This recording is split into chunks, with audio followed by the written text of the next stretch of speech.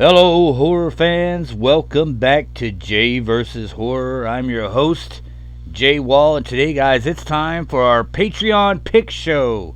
So last month we started our Patreon page, and we've already had 4 patrons sign up to help support the show. For as little as $2 a month, you can help support our channel, and we will put you right here on our Patreon Pick Show once a month. We let our patrons pick movies that they want us to review or a horror topic they'd like us to discuss. So let's get started, guys. First up this week, we have Emily Dunlap. Now, Emily is one of the friends of our channel here, and she runs her own podcast, Gag Me With a Knife. They just started that one. I think there's 2 episodes out, but it's a fun podcast.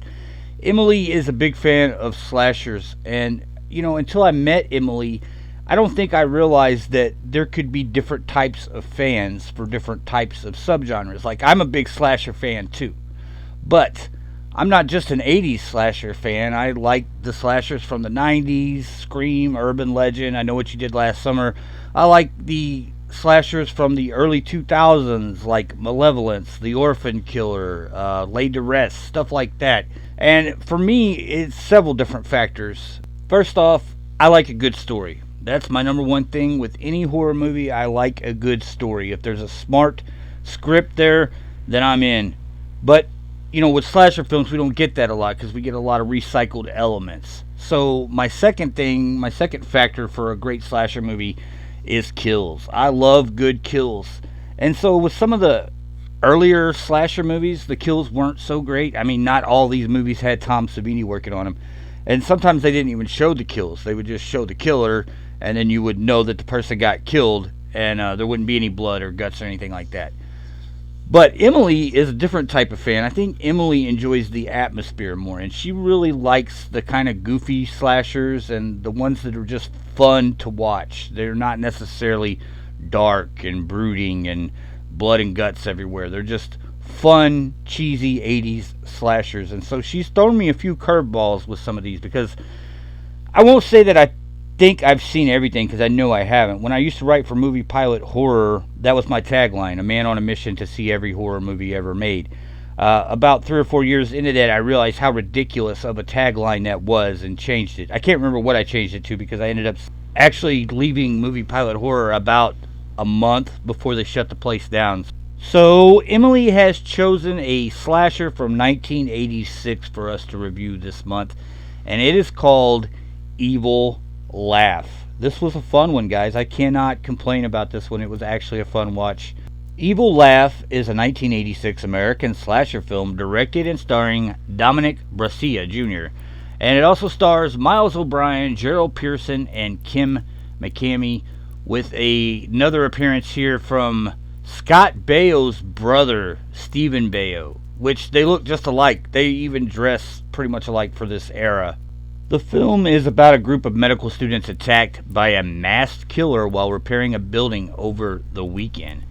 So we start off here with several different groups of kids traveling up to this old house. And all these kids are friends with a guy named Jerry, who's a pediatrician. And apparently this house used to be a child's orphanage, and he's trying to rebuild it or remodel it or something to get it up and going again. That's the pretense that everyone is invited to this house under. And they are all medical students, so it makes a little bit of sense that they might know what to do, but it's mainly just cleaning and stuff. They need to sweep the floors and all that. One thing I will say about this film is it's different than I thought it was going to be. It's not your typical slasher ripoff, right? The movie has some seriously funny moments in it. It also has kind of a meta feel to it, which is very interesting for this era, 1986. Instead of all the people in the film just being totally stupid, we have one character named Barney who is a horror movie fan and constantly tries to tell these people about the rules of horror films, right? Sort of a Scream type thing.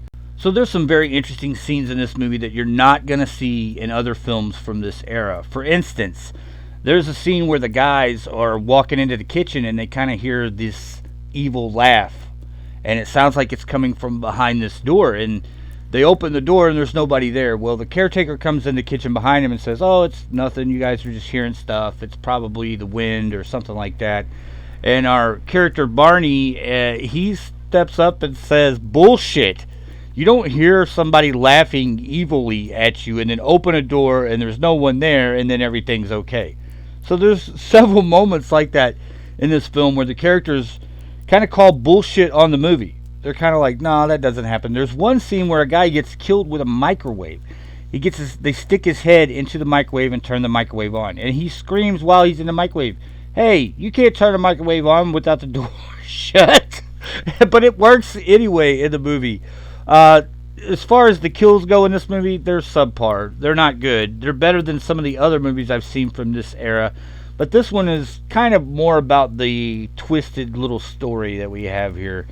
We have, of course, an old, creepy orphanage where a bunch of murders occurred 10 years ago, and once the kids become aware of that, they become really uneasy and they try to take it like, is this a haunted house? Are we in a haunted house? Because they're hearing this evil laugh that's almost like a red herring, because anybody could do this laugh, or it could be a ghost or whatever. So they're trying to figure out what's going on here, but then they start getting picked off one by one pretty fast in the second half of the movie. I'd say there's about 7 or 8 kills in the second half of the movie compared to maybe 1 in the first half of the movie. And then by the time we reach the end, they do something else that's kind of different in this film. They try to put a twist on a twist. It's a twist we've already seen before in a very famous slasher film that is referenced in this film. And then what they do is they try to take that ending and then twist it, put another little punch on the end of it. Does it work? I don't know. Look, some of this movie is so ridiculous, the death scenes and things like that you just kind of like roll your eyes and laugh. But some of it is seriously interesting, I would say. I watch movies a little bit different than everybody else does, I think. And, I think the director here wasn't too bad. He kind of knew what he was doing and had an idea of where he wanted to go. The screenplay, which was written by Stephen Baio, is not terrible. It needs reworked. Probably like a veteran screenwriter come in and rewrite that. It would make a lot more sense, because everything does seem to pan out, but it's all jumbled up inside the movie, and you're trying to stay with these different theories about what may be going on or what may have happened here in the past even. However, guys, all in all, I am going to give Evil Laugh, I'm going to give it 5 out of 10. Do I really think it's that good? Probably not, but for me it was. I enjoyed it. I enjoyed watching it. It had some interesting things in it that I had not seen in films from that era, and that's mostly what really drew me in while I was watching it. It's not the same as everything else I've seen from that era. So it didn't get a great reception when it came out. In his overview of horror films from the 1980s, Scott Aaron Stein described the film as effortless tripe, and that there is nothing, I repeat, nothing worthwhile or even remotely worthwhile or even remotely memorable about this waste of celluloid. Now, I don't think it's that bad. And I don't think that Scott Aaron Stein is as smart as he thinks he is. I think if he had really paid attention to the film, he would have seen there were several elements in this film that did not exist at that period of time, or not to this standard, where they're, making self-referential jokes, where they're talking about slasher films, the rules of slasher films, and they're also in a slasher film. So these kinds of things were not necessarily mind-blowing, but they were pretty smart for that era, I would say. So that's my response to Mr. Scott Aaron Stein's description of the film. Alright, horror fans, that's all we've got for this one, and I could not find a trailer for Evil Laugh anywhere, but we do have a 2-minute clip to just kind of show you what the film looks like. You serious, dude? Look, if I did anything to offend you, I apologize. Oh, you got a weird laugh. Hey, I think you're making a big mistake. Are you sure you won't want to reconsider this? Released in 1986, that was directed by the fat kid with the candy bar from Friday the 13th, A New Beginning.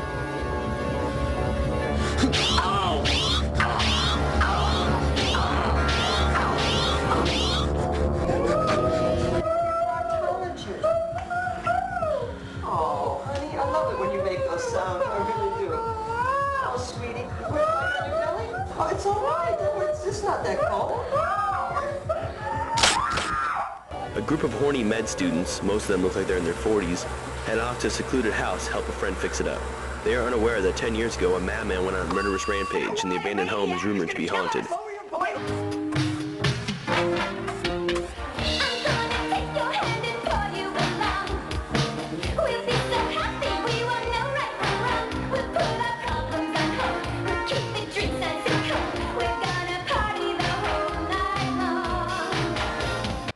And there's no one hiding in the closet.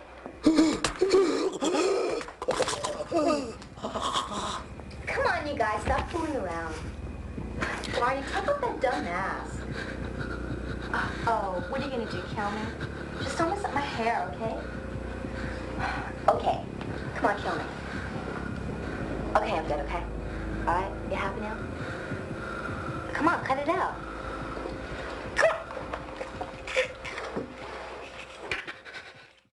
Alright, horror fans, our next pick comes from Tony Konopka, one of our great friends here at J vs. Horror. And Tony has chosen The Sentinel. Great movie. It's a 1977 American supernatural horror film directed by Michael Winner. And check out this cast, guys. The film stars Christina Rains, Chris Sarandon, the great Ava Gardner, Burgess Meredith, who steals the show in this movie. And it also features Christopher Walken, Jeff Goldblum, John Carradine, Jerry Orbach, Tom Berenger, and Beverly D'Angelo in supporting roles. So it's a huge cast. There's lots of characters in this, but it does center around this young fashion model who moves into a historic Brooklyn brownstone that has been sectioned into different apartments, only to find that the building is owned by the Catholic Diocese and is a gateway to hell. The film is based on the 1974 novel of the same name, written by Jeffrey Konvitz, who also co-wrote the screenplay for the film with director Michael Winner. So that probably has a lot to do with why it's so good. If the novel was good and you get the actual writer to come in and help write the screenplay, you're going to get a lot of that vision that actually goes through to the film, right?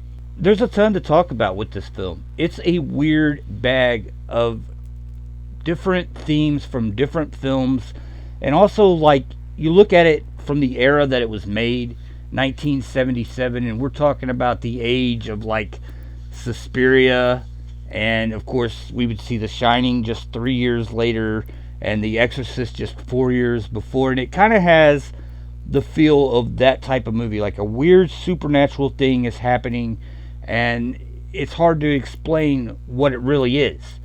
This fashion model moves into this brownstone, and she starts to meet these weird, eccentric characters. The brightest star in the film, in my opinion, is Burgess Meredith, who plays her neighbor, Charles Chazen. And we see that this woman has kind of a jaded past. She's got a weird relationship with her boyfriend, who is kind of a pseudo-fiancé that she's lived with, but now doesn't want to live with anymore, but wants to continue her relationship with. So that's a weird type of element. She also has a very strange relationship with her father, who dies. I mean, this is extremely weird. She comes home as a young schoolgirl and catches him in a room having some kind of weird sex and eating cake with two overweight women. So yeah, and it sounds funny, but it's actually very disturbing. There's a couple scenes in the movie where there's just imagery in it that is weird, but it sticks with you. It's disturbing. I would compare it to like that scene in The Shining where we see that the man upstairs is with the other man in the dog costume, and you're just like, what the is that? You know what I mean? So this film has a couple scenes like that. It kind of reminded me of The Shining in a couple places. I know The Shining came out 3 years later, so maybe they borrowed, or Kubrick borrowed some imagery. I doubt it. But yeah, there's some creepy moments in this, and it's a weird kind of convoluted story, but at the same time, it borrows a lot from like Rosemary's Baby, I think was made in 1968. It borrows a lot from that, where you kind of wonder, like, are these weird eccentric characters that surround this woman in this building, are they a cult? What's going on here? And then there's also like this subplot with her boyfriend, where he's played by Chris Sarandon. He's a very shady character who's had some underhanded dealings, and there's these police officers who are involved. It's a whole convoluted plot for really something that could be slimmed down. But I will say this, in the end, it works. And it's one of those films like, you hear the title, The Sentinel, and you start to watch the film and you see the direction it's going in, and you start to wonder, how could that title apply to this film? But by the time you get to the end, you totally understand how it applies. And so great performances here by everyone. It's always fun to see Ava Gardner, even at, she's a little bit older in this film, but she's still very beautiful. All the supporting players here, like Walken and Goldblum and Orbach, it's easy to see how they got work later on in much bigger parts and much bigger things. I think the very next year, 78, Goldblum was actually in Invasion of the Body Snatchers with Donald Sutherland. So it's kind of fun to see that young part of those actors' careers. And I would say this, the lead girl here, the character's name is Allison Parker, and she's being played by Christina Rains. And, I just found it interesting, her performance. There were things that didn't make sense to me that she kind of did in the beginning of the film that did make a little more sense to me as the film moved on. The reactions that she has about certain things aren't truly explained until you see further or more of the story, more of the narrative. There were times where, like, reactions with her father dying, where I thought, it's just odd, but then they explain that, and then kind of her relationship with her boyfriend, where you don't understand, there's several set ways they do things in movies, and this is not one of the ways that they usually do it, where, I've been living with this guy for 3 years, we're going to stay together, there's no problem, but I would like to move out and find my own place. It's just kind of odd, you know what I mean? And you wonder, like, what's involved in that kind of decision making. But then as it moves on, we're told more about the boyfriend, so that starts to make sense. So it's one of those movies, like, it's atmospheric enough to keep you going at the beginning. It's really got that kind of Baroque look to it, and it's shot very well. And Christina Rains, she's a beautiful woman, and she's not trying to play that, though. She is playing a fashion model, right? But at the same time, she's trying to play this, like, tortured soul that's a fashion model. So she's doing more than just showing her legs off, which she does quite a bit in the movie. She's got great legs. But she's doing more than that. She's also trying to convey some kind of, like, a, outside that's completely confident and beautiful and all that. And then on the inside, there is a broken person that's trying to scream for help or something like that. You get that kind of feeling from her. Not an Oscar-winning performance. I'm not saying that. I'm just saying she does a very good job holding the center as the anchor of the film and letting everyone else kind of have fun. Christopher Walken gets to be this kind of second banana cop who's very quirky, and Jeff Goldblum gets to be the friend photographer, and Chris Sarandon is very good as the kind of dastardly guy who plays with the end of his mustache a little bit, twirls the end of his mustache, that kind of guy. He's very good at that, so everybody else gets to do what they're very good at, and she just kind of holds the center of this film till the end. And at the end, I don't know if I was surprised or just kind of dumbfounded with the ending. It's not where I expected it to go, but it did make sense. It made everything make sense, which I appreciated a great deal. So, in short, I have to give The Sentinel like 7.5 out of 10, guys. I saw this film for the first time probably about 5 or 6 years ago. A friend recommended it to me, and at that time it was free on YouTube. So I went and watched it. It was from 77. I hadn't seen it. That was 3 years before I was born. And it was just interesting to me that I hadn't heard more about it. It fits right in with all those films from the 70s to early 80s, like The Shining and the Amityville Horror, and even back as far as Rosemary's Baby. It's got all those elements in it to kind of create this supernatural thriller. And I was just surprised when I first watched it that I hadn't heard more about it before then. And just like all those films I just talked about and mentioned, this film has some very significant, creepy, freaky scenes that belong to it alone. So with that being said, guys, let's take a look at the trailer for 1977's The Sentinel.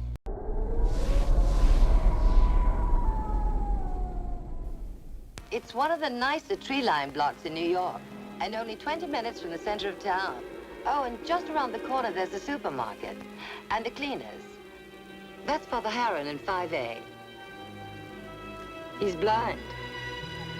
Blind? Well, then what does he look at?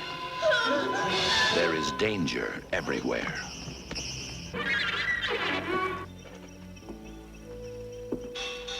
There is evil. Evil everywhere. Turn around, Allison. Look behind you. There is horror. There is darkness. I think Allison may die. But watching, waiting, warding off evil, there is hope. The Sentinel. Before Halloran, there was Father David Spinetti. Before him, Mary Thorin becomes Sister Mary Angelica. Father Matthew Halloran dies the same day that Allison Parker disappears and becomes Sister Teresa. I call thee! May horror and confusion expedite our glory! Is the Sentinel the only thing that stands between the mortal world and the torment of hell? Between happiness and horror?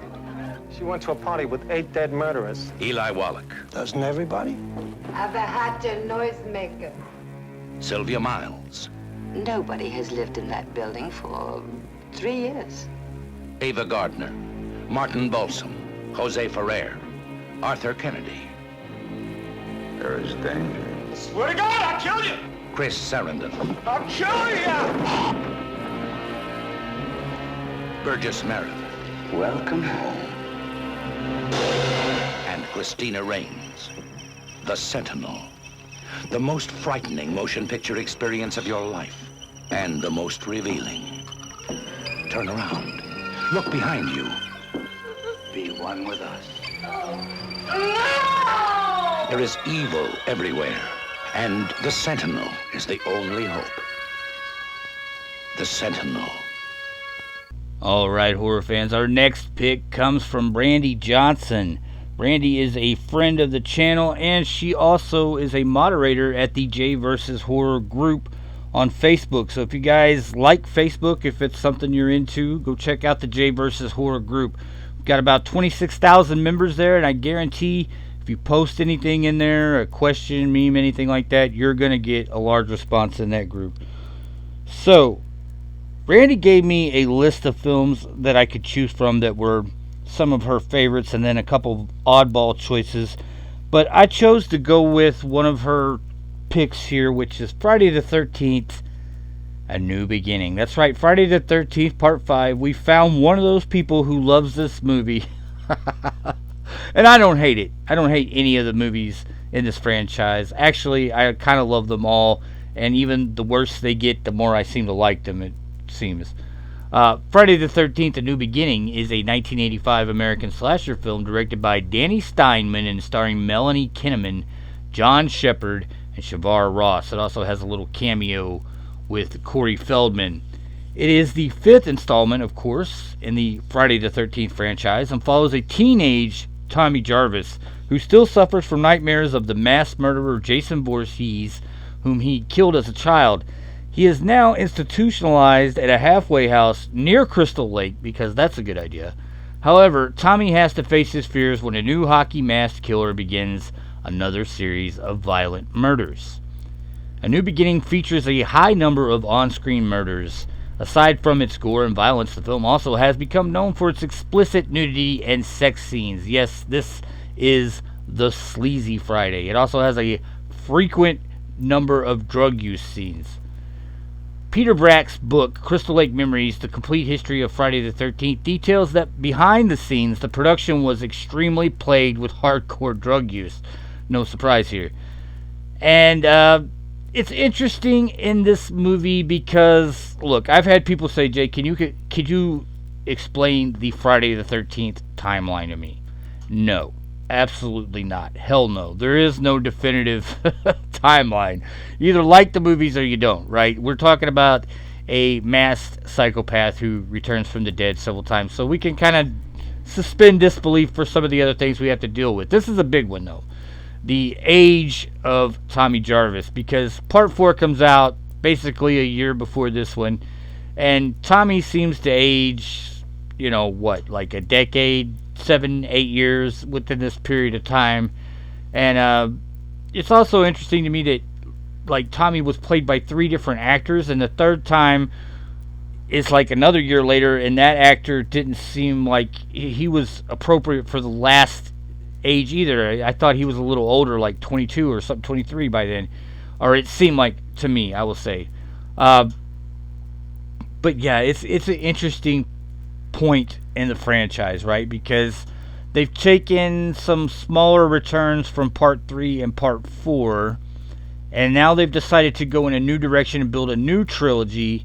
And I think, honestly, what they were going for here was, let's go back and try to recapture some of the glory from the first film. Let's do the whodunit again, where nobody knows who the killer is, and we have this big reveal at the end, right? But they spoil it in the film tremendously. I think they spoil it, far worse than any critic or reviewer could do, just with the stupid shots they do in the movie. Now, as far as the kills go, this is one of the better Jason movies as far as the kills go. There are really good kills in this, and if you enjoy the sleazy type slasher, this is a high point for the franchise. I would say that.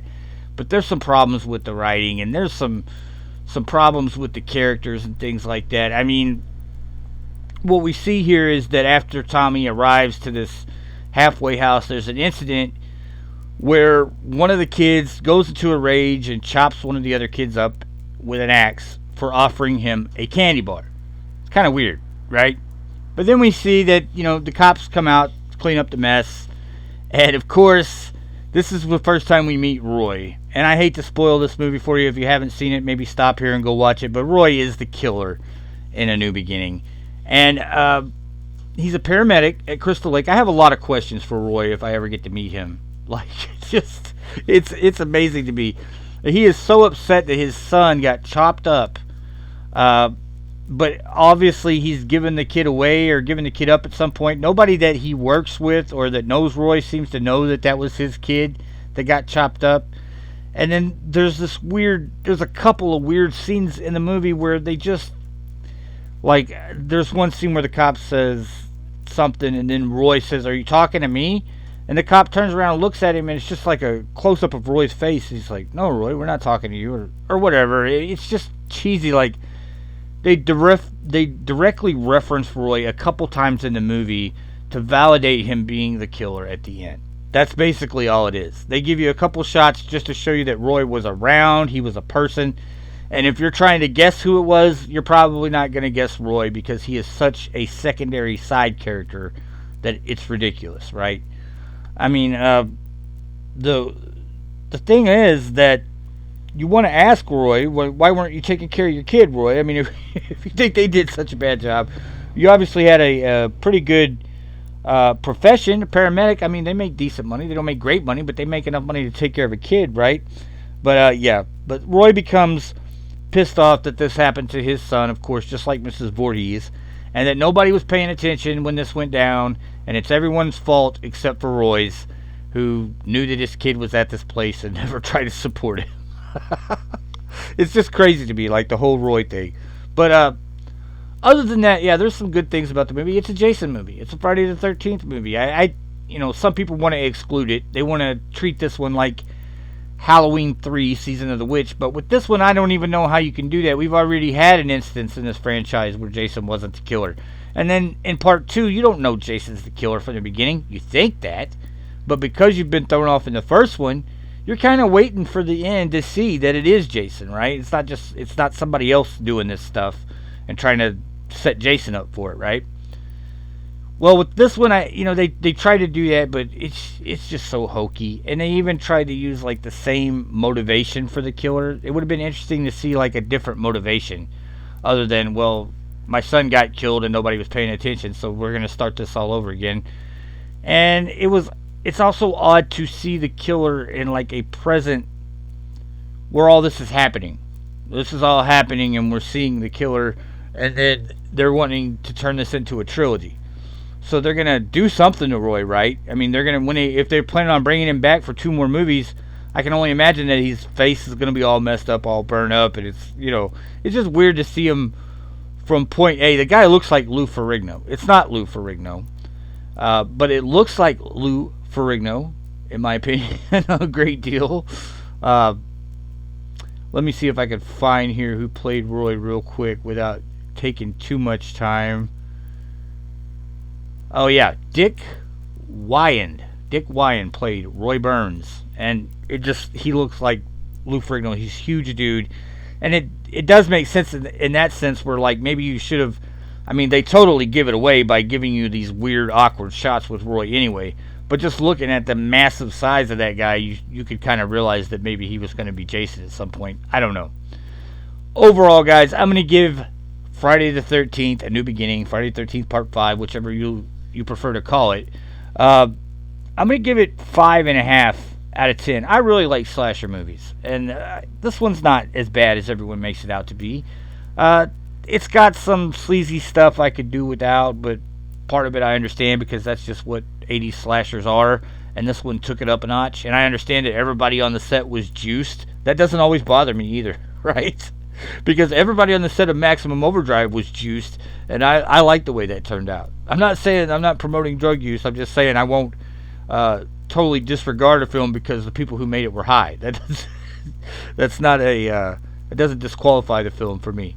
But yeah, so I'm going to give it 5.5 out of 10. I know a lot of people think that's kind of high. There's a few people out there that think it's low, like Brandy Johnson here. She loves this movie. I think talking to Emily Dunlap, who I was talking about at the beginning of the show, she likes slashers. I think she's, kind of lukewarm on this one. I don't think she hates it.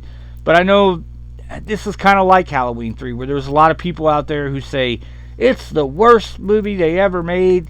And then, of course, you have the other side that says it's the best film in the franchise and all that. I tend to believe that neither one of those things are true. Those are both, like, over-exaggerations. It's not the worst film ever made. I don't know if it's the worst film in this franchise, considering some of the ones that came later. And, it's also not great. It's not the best. It's just not. Let's just be honest about it. I think what happens is, like, you get people who want to have a dissenting opinion because they think that's more popular or something, and then there are people who truly feel that way. So as far as, do I think it's a great film? No, I don't think it's a great film. Do I think it's a terrible film? No, people need to stop with that too. Like the Nightmare on Elm Street remake is terrible. It's not great. But if you look at some of the other films from 2010, the Nightmare on Elm Street remake is not that bad. Trust me, I've done it. Like, went through the list of films from that year just to look at it as from kind of a different perspective. And it's not that bad when you look at it compared to some of the other films in its era. Now, if you want to compare it to the 1984 film, yeah, well, that's a wash. There's no argument there, right? But in my opinion, and that's all it is, guys. It's just opinion. We all have different opinions. I just would like to say that I think that sometimes people get a little over-invested in these arguments. Like, I've seen them on social media where people have these, like Halloween 3 is the biggest one. I don't understand it. People, you don't understand this and you don't understand that, and then the other people are like, it sucks. It doesn't suck. It's a pretty decent little horror film for that era, and the story is pretty original. I'd say that, even though it does get annoying to me with the Silver Shamrock song was never appealing to me. It just kind of always annoyed me a little bit. But it's got, Tom Atkins in it, and it's not a bad film at all for that era. But if you're looking at it in a sense of where does it belong in the Halloween franchise, I don't know. It doesn't have Michael Myers in it, let's be honest. Does a Halloween movie have to have Michael Myers in it? No, but it helps, I think. We found out is what we found out from Part 3. With that being said, guys, let's take a look at the trailer for Friday the 13th, Part 5. The new beginning that just didn't take.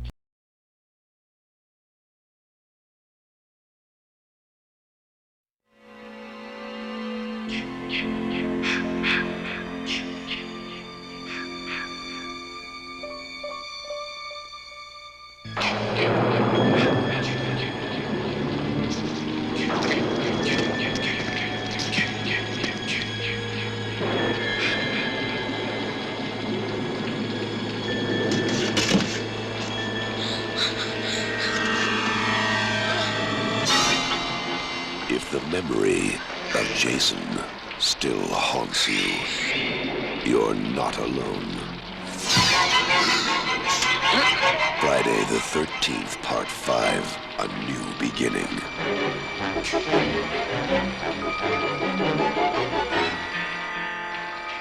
Severe trauma at age 12.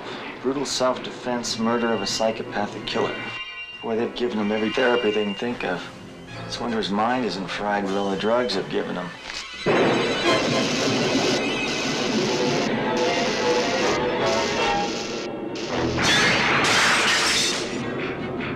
The mindless, murderous fury that was buried with Jason has been reborn. Pete!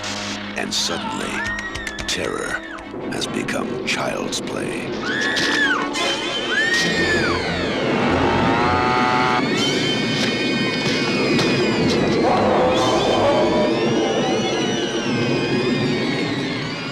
Friday the 13th, Part 5, A New Beginning.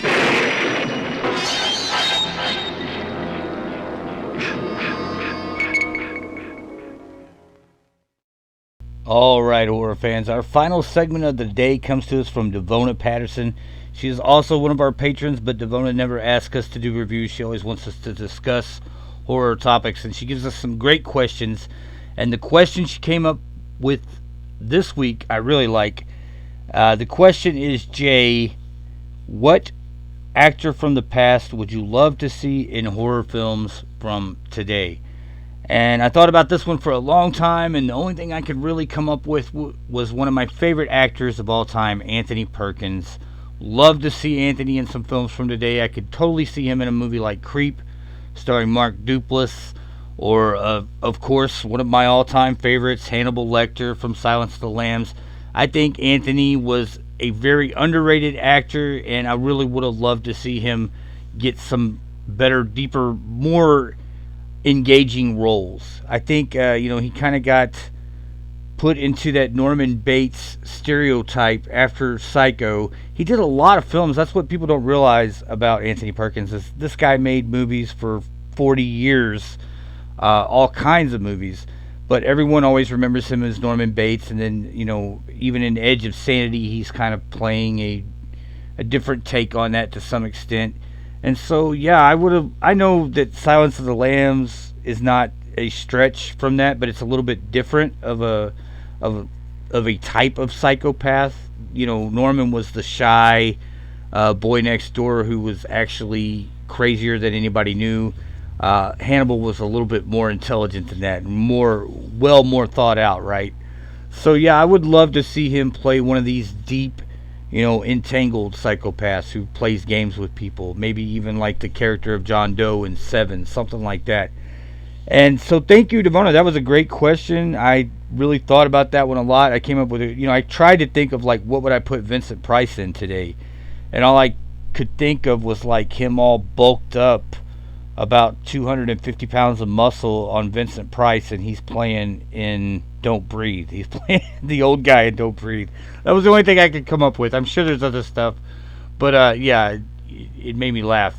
So it was a great question, though, and I really enjoyed that one a lot. Now, guys, don't forget to like and subscribe, and if you want to get on our Patreon Picks show, all you have to do is go to our Patreon page. The link is in the description. You can donate as little as $1 a month, but they'll take most of that in taxes. So I always tell people $2 a month. We really don't want anyone to get crazy and donate a lot of money. We're just a small operation, and we're just trying to collect a little change here and there to keep things going, right? So no, we don't want anybody going on there and donating like a ton of money that they need. $5 would be probably like the most that I would want anybody to donate. I don't want anybody to put themselves out. I know we're all in a bad time right now economically, so yeah. Alright guys, now I've got something crazy for you. I decided to add a trivia question because I just kind of want to see who's paying attention, who's listening, if anybody made it to the end of this episode. So I have a trivia question for you, and we'll see who can answer it. Now, the first film that we talked about on this episode was Evil Laugh from 1986. Emily brought that one up. That was her pick. And then the last film that we talked about on this episode was Friday the 13th, Part 5, A New Beginning, right? And that one was suggested by Brandy Johnson. And these two films have a very major connection to each other. And that is the trivia question. What ties these two films together? Evil Laugh from 86 and Friday the 13th, Part 5, A New Beginning from 85. I'm sure Emily and Tony will be able to tell me this one pretty quick. Maybe Brandy too. But I'm interested in who else out there knows the answer to this crazy trivia question. It's crazy that these two movies are connected. I mean, they were made in the same era and all that, but the level of production value between the two. I mean, like, one of them is a theatrical release. The other was probably straight to video, if you could even find it. It was probably a regional video thing. So yeah, it's interesting that they have such a huge connection to each other. And I will leave it at that. And guys, as always, we will talk to you the next time we've got something worth talking about. Bye.